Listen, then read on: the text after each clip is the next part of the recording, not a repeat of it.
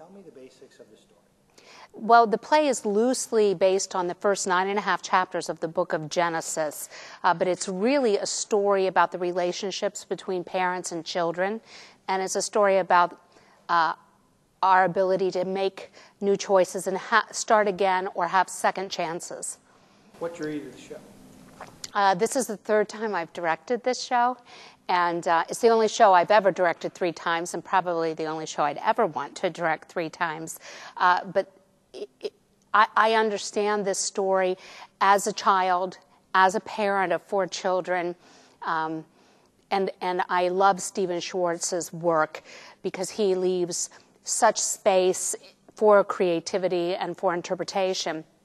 So the first time I did the show, and of course I was immediately drawn to the music and the variety of the styles within the music. But the first time I did the show, I worked with Stephen Schwartz. He consulted on the project. And the second time I directed it, he came to see it and to do a master class with the students, my students at Kent State University.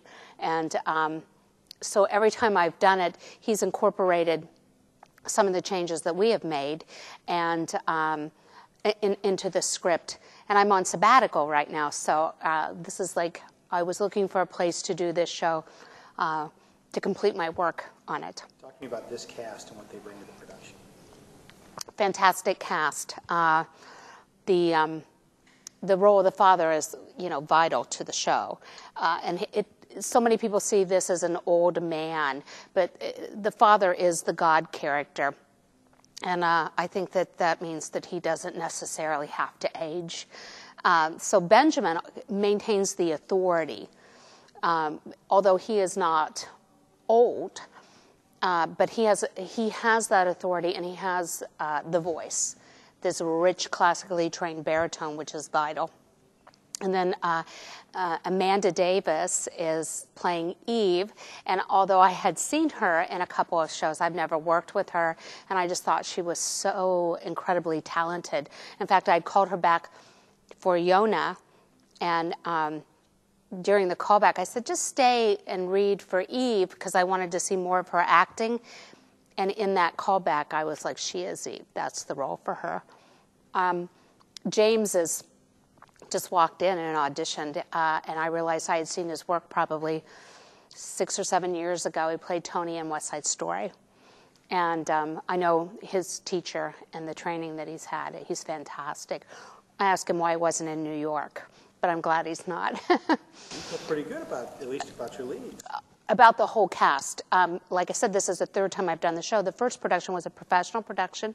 The second was at Kent State University.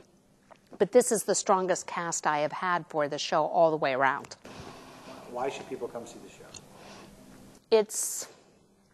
I think it's a story that will change people's lives without them even knowing it. They'll be entertained.